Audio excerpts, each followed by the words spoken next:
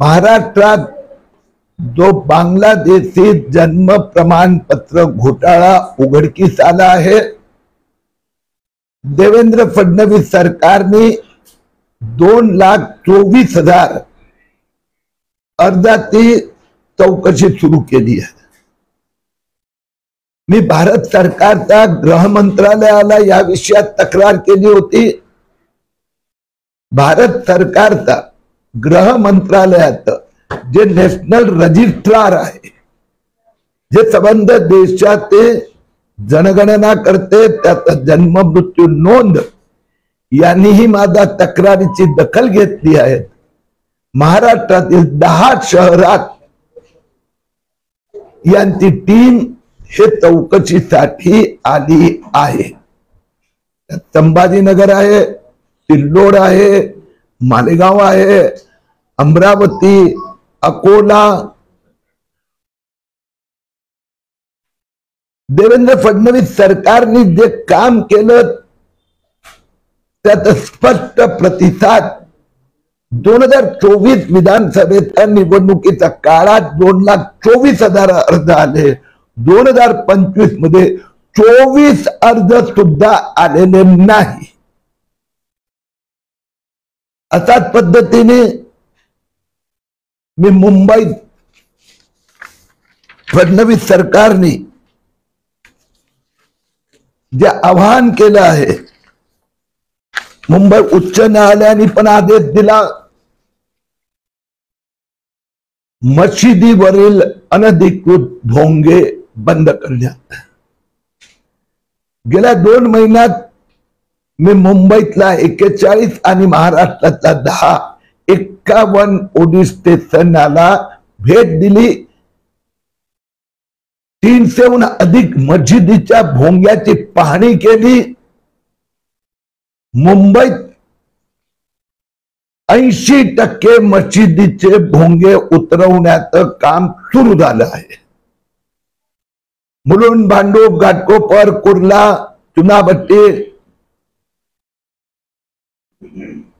तर विद्याविहार ते मुलुंड 100% भोंगे मुक्त झालं आहे। मला आज या भोंगे मुक्त मुंबई, भोंगे मुक्त महाराष्ट्र करण्याच्या कामात काही पोलीस अधिकारी अडथळे घालत आहेत, बनवाबनवी करीत आहेत। त्या पोलीस अधिकाऱ्यांना मी आज वॉर्निंग देऊ इच्छितो। मुंबई उच्च न्यायालय, महाराष्ट्राचे मुख्यमंत्री आणि मुंबईच्या जनतेला धाब्यावर बसवून जर कुठला पोलीस अधिकारी मनमानी करत असेल आणि मशिदीला भोंगे लावण्याची परवानगी देणार असेल, त्या पोलिसांवर कारवाई होणार। माझ्याकडे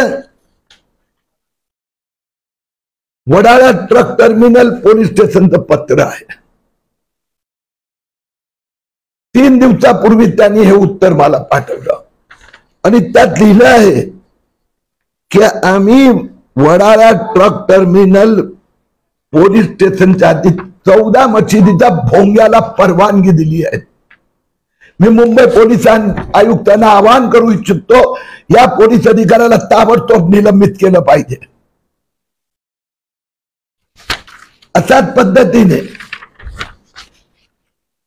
एंट्रोपिल पोलीस ठाणे त्यांनी स्पष्टरित्या मला उत्तर पाठवलंय, आम्ही 11 मशिदीवर भोंग्यांना अधिकृत परवानगी दिली आहे।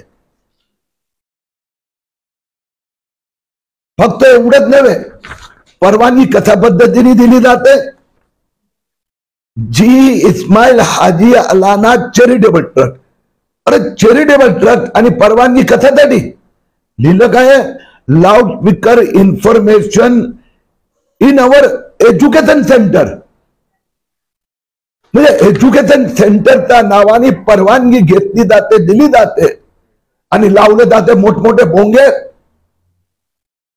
आता संस्थावर पण कारवाई झाली पाहिजे अशी मागणी मी देवेंद्र फडणवीस सरकारने केली आहे।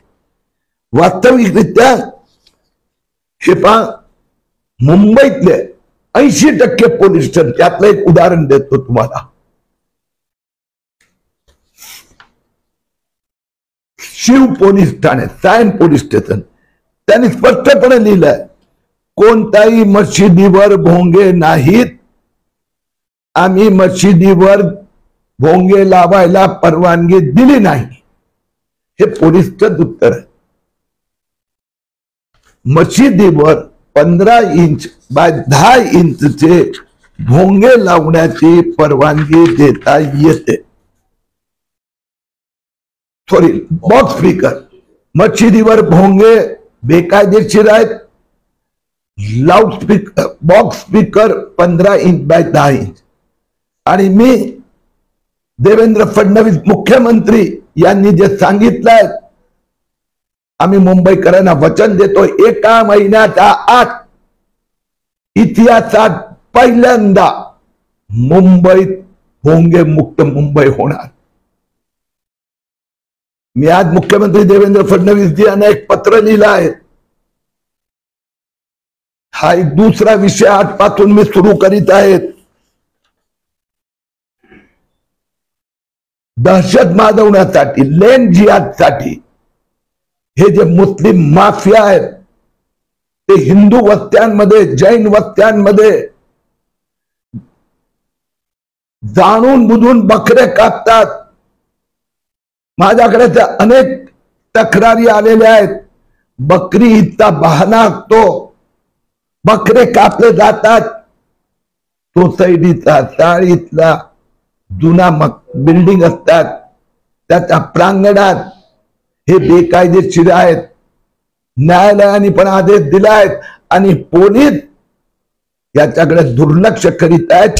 यानंतर मुंबईत कुठेही खुल्यामध्ये, कुठल्याही सोसायटीचा कंपाऊंड मध्ये बकरा कापू दिला जाणार नाही.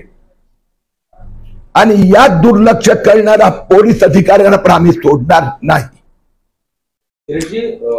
तुम्ही हा जो बकरीचा विषय काढला, 7 तारखेला बकरीद आहे, परंतु गेल्या वर्षीच पार्क साईडवर एक मोठा वाद निर्माण झाला. तिथे पोलिसांनी आणि पालिकेने प्रोटेक्शन दिलं होतं बकऱ्या कापायला. त्यांचं म्हणणं होतं की ही जुन्या परवानग्या आहेत त्यांच्याकडे, म्हणून प्रांगणात बकऱ्या काटल्या जातात. पण तिथे स्थानिक हिंदू आणि यांच्यामध्ये खूप वाद. महापालिकाने पोलीस अधिकाऱ्यांना चेतावणी देतोय, कोणतीही परवानगी दिली नाहीये, कोणतीही परवानगी देता येत नाही. मुंबई उच्च न्यायालयात आदेश आहेत आणि राज्याचे नियम आहे, कायदे आहेत. कुठल्याही वस्तीत, बिल्डिंग मध्ये, इमारतीत, चाळीत बकऱ्या कापता येत नाही. हे पोलीस अधिकारी, महापालिका अधिकारी यात घाबरतात किंवा दाबतात किंवा अन्य कारणाने यापुढे आता चालणार नाही. जसं मी 50 पोलीस स्टेशनची व्हिजिट केली आहे, अशा वस्त्यांमध्ये मी आता सोमवार पासून भेट देणार आहे की जिथे गेल्या वर्षी बकरा कापल्या गेल्या होत्या, आणि मी बघतो कोण तिथे यावेळी बकरा कापतोय. आणि असं जर पोलीस आणि पालिकेने परवानगी दिली तर? परवानगी देण्याचा प्रश्नच नाही, देऊ शकत नाही. जर पोलीस आणि महापालिका अधिकाऱ्यांनी बेकायदेशीर परवानगी दिली तर त्यांना घरी जावं लागणार. जो महाराष्ट्र सरकार ने बांग्लादेशी के विरुद्ध में, उनके बोगस जन्म प्रमाण पत्र के विरुद्ध में मुहिम चलाई है, 2024 विधानसभा चुनाव के दरमियान 2,24,000 लोगों ने अर्ज किए थे. उस सब की जांच करने के आदेश मुख्यमंत्री देवेंद्र फडणवीस ने दिए हैं. मैंने इस संबंध में केंद्रीय गृह मंत्रालय को शिकायत की थी. अब केंद्र सरकार का जो नेशनल रजिस्टर है, जो नेशनल सेंसस डायरेक्टर है, उनका प्रतिनिधि मंडल, उनके विशेष जांच दस्ता महाराष्ट्र के 10 शहरों में जा रही है. जांच पूरी हो गई है. सिल्लोड हो, मालेगांव हो या फिर संभाजीनगर, अकोला, अमरावती, 2,24,000 में से एक भी व्यक्ति के पास पूरे से कागजात नहीं हो गए, बनावटी फर्जी दस्तावेज हो गए, उनका सर्टिफिकेट रद्द होगा. हमने जो दूसरा मामला उठाया है, भोंगा लाउडस्पीकर मुक्त मुंबई, महाराष्ट्र, मुंबई में 80% मस्जिदों पे से लाउडस्पीकर निकालने का काम शुरू हो चुका है, पूरा हो चुका है। 20% बस्तियों में अभी पुलिस की ढिलाई, कुछ जगह पर पुलिस अभी भी Wadala police station, Wadala truck terminal police station, एंटोबिल पुलिस स्टेशन अनधिकृत तरीके से मस्जिद के ऊपर लाउडस्पीकर भोंगे बैठाने की परमिशन दे रहे हैं। आपको प्रार्थना करनी है तो आपको 10 inch by 15 inch K box speaker की परवानगी मिलेगी। 1 महीने के अंदर मुंबई पूरा या अनधिकृत मस्जिद या अनधिकृत लाउड स्पीकर से मुक्त हो जाएगा। मैंने देवेंद्र फडणवीस मुख्यमंत्री से एक और पत्र लिखा है कि ये जो मुस्लिम गुंडों की माफियागिरी अभी दिन ब दिन बढ़ती जा रही है, बिल्डिंग के मस्जिद के सोसाइटी के अंदर अभी मस्जिद के नाम से लाउड स्पीकर लगाए जाते हैं और बकरीद का बहाना करके गत बार मुंबई की 100 बस्तियों में जो गुजराती है, हिंदू है, महाराष्ट्र है, जैन है, वेजिटेरियन है, उन बस्तियों में या मिक्स बस्तियों में ये मुस्लिम माफिया गुंडों ने वहां पर जबरदस्ती से बकरे काटे। पुलिस ने वहां के नागरिकों के विरोध के बावजूद वो कटने दिए। इस बार हम वो होने नहीं देंगे। मैं देवेंद्र जी की सरकार से प्रार्थना करूंगा, कानून है, कोई भी खुले में बकरा काट नहीं सकता, सोसाइटी में काट नहीं सकता। सोमवार से उन 100 बस्तियों का मैं दौरा करने वाला हूं। इस बार इसके निमित्त मुंबई में एक भी जगह पर गैर कानूनी पद्धति से हम बकरा कटने नहीं देंगे। लेकिन कुछ जगहों पर लास्ट ईयर देखा गया कि पुलिस प्रोटेक्शन में बकरे काटे गए हैं। बीएमसी के अधिकारी भी वहां पर मौजूद थे। ऐसे मामले में क्या कई जगह विवाद हो जाते हैं। वास्तव में परमिशन मिल नहीं सकती, मुंबई उच्च न्यायालय का आदेश है। अब ये पुलिस की ढिलाई है या महापालिका अधिकारी के अपने कुछ कारण हो गए, अब की बार ये नहीं होने देंगे। और इसलिए अभी से मैं वो जो मुस्लिम माफिया गुंडे जो वास्तव में मिक्स बस्तियों में इस प्रकार से अनधिकृत मस्जिद खोल देते हैं, लाउडस्पीकर लगाते हैं, बकरे काटते हैं, उनको भगाते हैं। इस प्रकार से वो लेन माफिया, भू माफिया अब नहीं होगा। तो सर, काटने का जो परमिशन मिलता है ऐसा बताया जा रहा है बीएमसी की तरफ से, ऐसा कुछ है सर? वास्तव में उसके लिए एक बंद जगह चाहिए। उसके जो ऑफिशियल लाइसेंस शॉप है वहां पर मुंबई में जो चलता है वो तो खुलेआम काटते हैं जानबूझकर। वहां की जो जैन बस्ती है, जो शाकाहारी, जो हिंदू बस्ती है, उनमें दहशत फैलाने के लिए काम किया जाता है। उनकी जगह खाली करवानी है। अब नहीं होगा। अब कानून का पालन, 1 महीने में 100% मस्जिद के अनधिकृत भोंगे गायब हो गए और अब की बार बकरीद में एक भी बकरा खुले में कटने नहीं देंगे। सर, एक अलग सवाल है सर। विरोधी कह रहे हैं कि तिरंगा रैली जो है बीजेपी की राजनीति है, आप किस तरीके से देखते हो सर?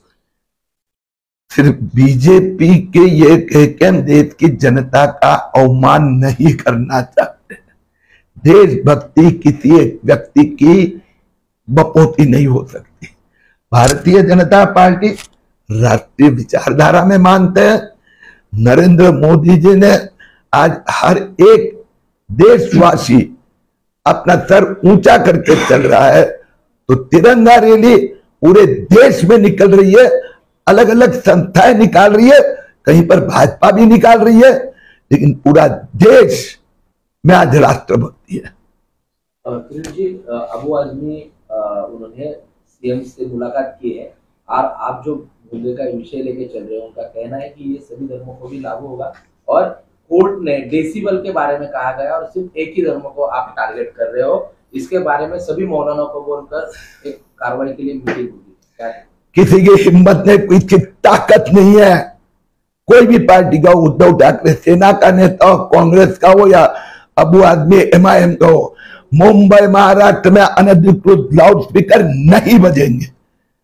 मुंबई उच्च न्यायालय है, आप जाइए ना वहां पर, उद्धव ठाकरे और संजय राउत जाए वहां पर, अबू आदमी जाए न्यायालय में, और इसके लिए दिन में 5-5 बार घंटों तक मीनार के ऊपर इतने बड़े बड़े भोंगे, 10-10 भोंगे, ये कौन से धर्म में बैठता है? ये नहीं चलेगा। मराठीत अबू आझमी यांनी मुख्यमंत्र्यांची भेट घेतली आणि त्यांचं म्हणणं असं होतं की एकाच धर्माला टार्गेट केलं जात आहे। डेसिबलचा कोर्टाचा विषय आहे, परंतु सगळ्या मौलानांना बोलून एक बैठक मुख्यमंत्र्यांबरोबर केली जाईल, कसं पाहताय? मुख्यमंत्रीचे माझं आमचं दोघांचं फार स्पष्ट मत आहे, बेकायदेशीर एक पण भोंगा राहणार नाही। अबू आझमीला, उद्धव ठाकरेला, राहुल गांधीला जर कायद्यात बदल असेल त्यांनी जावा न्यायालयात, त्यांनी संसदेत आणावं बिल, विधेयक। ध्वनी प्रदूषण जो कायदा आहे त्याचा अंमल केलं जाते, ते मान्यवर राहुल गांधीचे पिताजी राजीव गांधीने प्रदूषण एन्व्हायरमेंट एक्ट 1987-88 मध्ये मंजूर केला आहे। अंमलबजावणी आम्ही करतोय। म्हणून अबू आझमी की काँग्रेसचे खासदार आमदार किती भटकू द्या, मस्जिदीवर भोंगा राहणार नाही।